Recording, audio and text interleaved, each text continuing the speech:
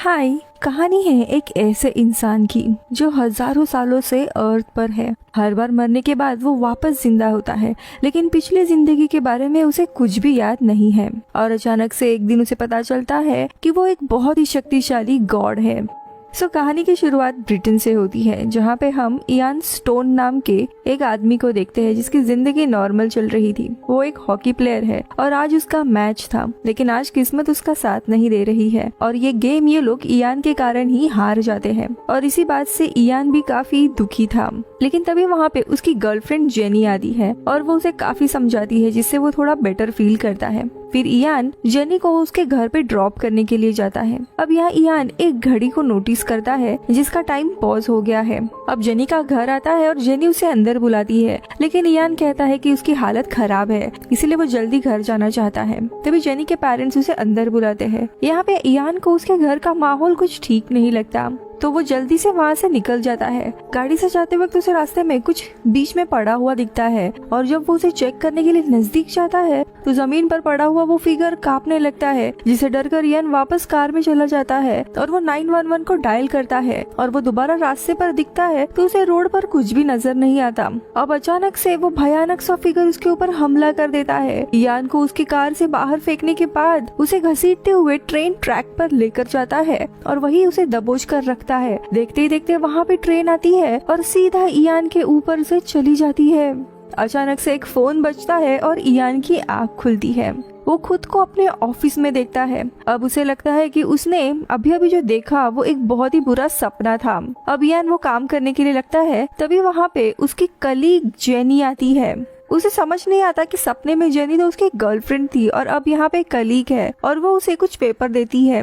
साथ ही जेनी उसे कहती है कि वो इस वीकेंड घर नहीं जाना चाहती क्योंकि उसके पेरेंट्स को जेनी का अब तक सिंगल होना पसंद नहीं है। खैर, अब घंटों काम करने के बाद इयान घर जाने निकलता है। तभी उसके ऑफिस के लिफ्ट में एक आदमी आता है जो काफी डरा हुआ है और एलिवेटर नीचे खुलते ही वह आदमी भागकर वहाँ से जाने लगता है। लेकिन कुछ ही देर के बाद किसी अजीब कारण से उसे अटैक आता है और वो वहीं पे बेहोश पड़ता है। अब वहाँ पे लोग जमा हो जाते हैं उसे चेक करने के लिए। उन्हीं लोगों में से एक आदमी इयान को कुछ फेमिलियर लगता है, मानो उसने उसे देखा है।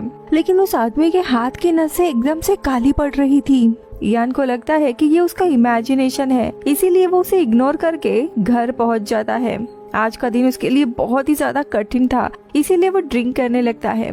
या उसे फिर से अपने नेबर के घर के विंडो में कुछ अजीब सा दिखाई देता है। लेकिन तभी उसकी वाइफ मैडी उसके पास आती है और उसे परेशान देख उससे पूछती है कि आखिर बात क्या है। तो इयान इन सारे इंसिडेंट के बारे में बताता है कि कैसा उसे एक रियलिस्टिक सपना आया था। इसके बाद इयान कहता है कि इस भीड़ में उसने एक आदमी को देखा जो उसे ओल्ड हॉकी के रेफरी जैसा लगा। ये सुनकर मैडी सरप्राइज होती है। वो कहती है कि तुमने बताया नहीं कि तुम हॉकी खेलते हो। अब इयान कहता है यार, तुम्हें तो मैंने कितनी बार बताया है। और वो अपने कॉलेज की ईयर बुक निकालता है उसे दिखाने के लिए। लेकिन इस एल्बम को देख वो खुद हैरान हो जाता है, क्योंकि हॉकी टीम के पिक्चर में इयान की एक भी पिक्चर नहीं थी। वो उसे कहने लगता है कि यार, मैं सच में हॉकी टीम में था, पता नहीं मेरी पिक्चर कहाँ चली गई। अब मैडी उसे ठीक फील करवाने के लिए आइसक्रीम खिलाती है। फिर दोनों भी इंटीमेट होते हैं और सो जाते हैं। अब रात को इयान की नींद खुलती है और तभी उसे एक साया दिखाई देता है जो उसे कहता है कि अब बहुत ही देर हो चुकी है। और जब वो उसे फॉलो करते हुए नीचे आता है तो वहाँ पर उसे कोई भी दिखाई नहीं देता। इयान को फिर से लगने लगता है कि उसका ये इमेजिनेशन है, इसीलिए ऊपर आके सो जाता है। अब अगले दिन इयान बस से ऑफिस जा रहा होता है। वो अपने घड़ी में समय चेक करता है तो इस बार भी उसकी घड़ी पॉज होती है। तभी सामने वो दो लड़कों को देखता है जो उसे अपने हॉकी प्लेयर जैसे दिखाई दे रहे थे। अब इयान उनका पीछा करने जा ही रहा था, तभी एक आदमी से टकरा जाता है जो इयान को उसके नाम से जानता है। वो आदमी उसे कहता है कि मेरे पास तुम्हारे सारे सवालों के जवाब है। मुझे पता है तुम्हें कुछ सपने आ रहे हैं जो काफी रियलिस्टिक है, लेकिन मैं यहाँ बात नहीं कर सकता। जिसके बाद वो उसे एक सेफ जगह चलने के लिए कहता है। इस आदमी का नाम ग्रे है और यहाँ पे वो उसे बताता है कि दरअसल वो कि इयान एक अलग अलग रियलिटी में फंसा हुआ है। जैसे ही तुम्हें उस रियलिटी के ऊपर शक आने लगता है वो लोग तुम्हें मार देते हैं और फिर वो तुम्हें एक नए रियलिटी में डाल देते हैं जहाँ पे उसकी एक नई जिंदगी है और तुम्हें अपने पुरानी जिंदगी के बारे में कुछ भी याद नहीं होगा। इयान ग्रे से और भी चीजें पूछने लगता है, लेकिन ग्रे की बातें वो समझ ही नहीं रहा था। लेकिन तभी हम देखते हैं ग्रे को एक डार्क क्रीचर अपने पास खींच लेता है। ये देखकर इयान वहाँ से डरकर भाग जाता है, लेकिन जाते वक्त इयान फिर से एक शख्स से टकरा जाता है जिसकी आंखें पूरी काली हो गई थी। इयान को समझ आता है कि कोई अब उसके पीछे है, मारना चाहता है। अब वो भागते हुए अपने अपार्टमेंट के यहाँ पे आ जाता है और मैडी को कहता है कि वो लोग मेरे पीछे है। और तभी कहानी में ट्विस्ट आता है जब हमें पता चलता है कि मैडी भी वैसी ही एक डार्क क्रीचर है और उसी में बदल जाती है। इयान मैडी के पास पहुंचता है तब वो उसे अपने क्लॉ से स्टैब कर देती है और उसे किस करते हुए कहती है कि तुम्हें पुरानी बातें याद नहीं होनी चाहिए थी, अब मुझे तुम्हें वापस मारना होगा। और अचानक से हम देखते हैं कहानी वापस से शुरू होती है। हम देखते हैं इस जिंदगी में इयान एक टैक्सी ड्राइवर है और जेनी उसके साथ टैक्सी में है। यहाँ पे इयान को जेनी को देख के कुछ याद तो नहीं आ रहा है, लेकिन ये लड़की उसे जानी पहचानी सी लगती है। घर पहुँचने पर जेनी इयान को कॉफी ऑफर करती है।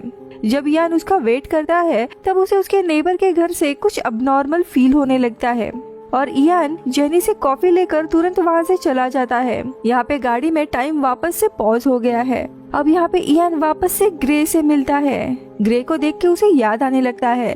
तभी ग्रे इयान को टच करता है और इसी से इयान को अपनी पहली वाली जिंदगी के सारे फ्लैशबैक दिखाई देते हैं। ग्रे उसे बताता है कि जेनी की लाइफ खतरे में है, तुम्हें उसे बचाना है। उसके जाते ही इयान के ऊपर वापस से वो डार्क क्रीचर अटैक कर देते हैं और एक बार वापस से उसे मार देते हैं। अब अगेन इयान की आँख खुलती है, वो खुद को एक नई टाइमलाइन में दिखता है, लेकिन इस बार इयान को अपनी पुरानी जिंदगी याद है और वो जॉब की तलाश में एक ऑफिस में आता है जहाँ पे जेनी ही एचआर होती है। वो जेनी को बताता है कि कैसे जेनी की लाइफ खतरे में है, लेकिन अचानक से वापस समय रुक जाता है और वो डार्क शैडो इयान को दोबारा दिखाई देती है। इयान उससे बचकर भागता है और वो एक टैक्सी में चढ़ जाता है, पर वो शैडो उस तक पहुंच जाती है और इयान जान बचाने के लिए टैक्सी से बाहर कूद जाता है और एक्सीडेंट के चलते बुरी तरीके से घायल हो जाता है। और यहाँ हम देखते हैं मैडी और उसके साथी एक बार फिर से उसे मार देते हैं। अब नेक्स्ट टाइम जब वो उठता है तब वो खुद को एक ट्रैशी अपार्टमेंट में देखता है। इस लाइफ में वो एक ड्रग एडिक्ट है। सडनली कोई उसका डोर नॉक करता है। जब इयान डोर खोलता है तो उसे जेनी दिखाई देती है जो कि उसकी नेबर है। यानी यहाँ हम समझ पाते हैं कि जैसे इयान की लाइफ रीसेट होती है वैसे ही हमेशा जेनी की भी लाइफ रीसेट हुआ करती है। यहाँ जेनी इयान के घर में बज रहे लाउड म्यूजिक से परेशान होकर वहाँ पे कंप्लेंट करने आई होती है, लेकिन इयान की ऐसी हालत देखकर वो डर कर वहाँ से चली जाती है। अब इयान जेनी को देखता है और उसका पीछा करने लगता है, लेकिन इयान उसे अपने बारे में याद दिलाने की कोशिश करता है कि हम दोनों भी कपल हुआ करते थे। और धीरे धीरे जेनी को भी उसकी पिछली जिंदगी के बारे में याद आने लगता है। लेकिन तभी इयान ने जो इंजेक्शन लिया था जिसके वजह से उसे थोड़ी चक्कर आने लगती है और जेनी को समझ पाती वो डार्क क्रीचर उसका डोर तोड़कर अंदर आने लगते हैं और वो दोनों भी अपनी जान बचाकर इमरजेंसी स्टेयर से भाग जाते हैं। मेडी और उसके साथी उन्हें फॉलो करते हैं। मेडी इयान को पकड़ लेती है, पर जेनी मेडी को बैक पर नाइफ से अटैक करके उसे बचा लेती है। अब भागते भागते जेनी और इयान एक सबवे में पहुंच जाते हैं। जेनी उसे बताती है कि उसे अब सब कुछ याद आ गया है। तभी वहाँ पे ग्रे आ जाता है। यहाँ पे हम देखते हैं वो पहले से काफी वीक दिखाई दे रहा था। वो इयान को बताता है कि जो लोग तुम्हारे पीछे पड़े हैं उन्हें हार्वेस्टर कहते हैं। ग्रे बताता है कि वो खुद भी एक हार्वेस्टर हुआ करता था, कि हार्वेस्टर इंसानों के डर पर जीते हैं। अब ये दिखाने के लिए वो एक ओल्ड पैसेंजर के पास जाता है और अपने रियल लुक में आकर उसे डराने लगता है। उसके डर से ग्रे को काफी पावर मिलती है और अब वो बेहतर दिखने लगता है। इयान उससे पूछता है कि आखिरकार ये चीज है क्या और मेरे पीछे क्यों पड़ी है। तभी ग्रे बताता है कि हम सब पहले एंजल्स हुआ करते थे, लेकिन जब से हमें पता चला कि हम इंसानों के डर यानी पेन पर भी फीड कर सकते हैं, तब हमें काफी मजा आने लगा और हम इंसानों को ही डरा कर उसके ऊपर जीने लगे। हम इंसानों को डरा कर उन्हें मारते भी है और उस डर से हमें पावर मिलती है और अब हमें हार्वेस्टर कहा जाता है। मेडी और उसके साथी तुम्हारे पीछे पड़े हैं क्योंकि तुम भी एक हार्वेस्टर हुआ करते थे और तुम हम सबसे काफी ताकतवर हो, लेकिन तुमने उनके साथ कुछ तो बुरा किया था और जब तक वो नहीं चाहते तब तक तुम्हें अपने मेन जिंदगी के बारे में कुछ भी याद नहीं होगा। वो दरअसल तुम्हें मारना चाहते हैं, लेकिन हार्वेस्टर एक ऐसी चीज है जो कभी भी मरती नहीं है और ना ही कोई तुम्हें मार सकता है। लेकिन ग्रे को समझ आता है मैडी और उसके बाकी के साथी जल्दी ही आने वाले हैं और वो इयान को बताता है कि वो लोग आ गए हैं, तुम्हें जल्दी से उतर के यहाँ से जाना चाहिए। लेकिन ये लोग बच नहीं पाते और मैडी इयान को पकड़ लेती है और उसका माइंड कंट्रोल कर लेती है। फिर मैडी इयान को जेनी को मारने के लिए कहती है।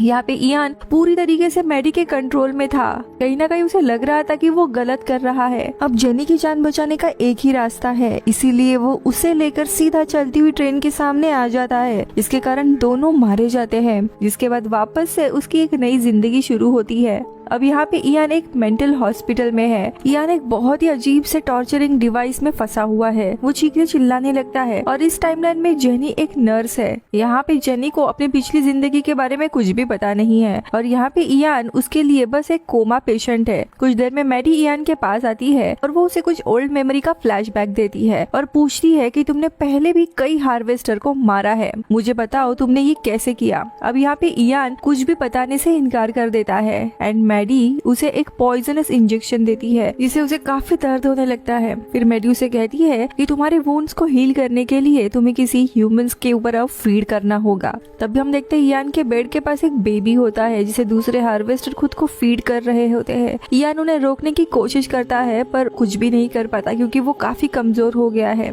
मैडी के जाने के बाद यहाँ पे ग्रे आता है और वो इयान को बताता है दरअसल तुम अभी भी इतने स्ट्रॉन्ग हो जेनी के कारण, क्योंकि उसका प्यार ही तुम्हें बाकी हार्वेस्टर से स्ट्रॉन्ग बनाता है। ऐसे ही उसके जिंदगी में भी कोई था और उसी प्यार की वजह से उसने कई हार्वेस्टर को भी मारा था।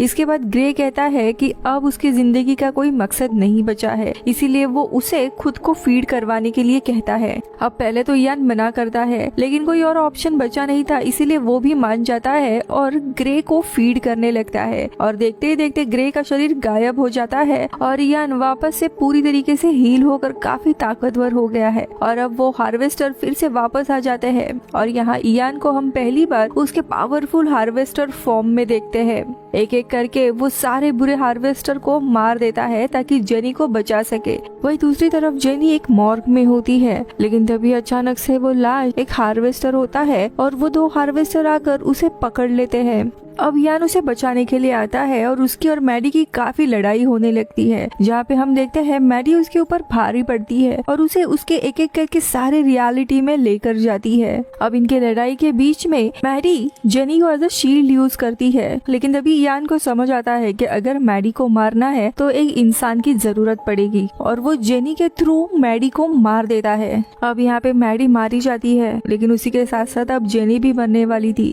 मरने से पहले इयान जेनी से अपने फीलिंग्स कन्फेस करता है और अपनी फीलिंग की पावर से ही और इसी चीज से जेनी के वुंड्स भी हील हो जाते हैं। मूवी के अंत में हम देखते हैं इयान और जेनी वापस से अपनी एक जिंदगी जी रहे थे, जहाँ पे जेनी को कुछ भी याद नहीं है, लेकिन इयान को सब कुछ याद है और वो एक पॉपुलर हॉकी प्लेयर है।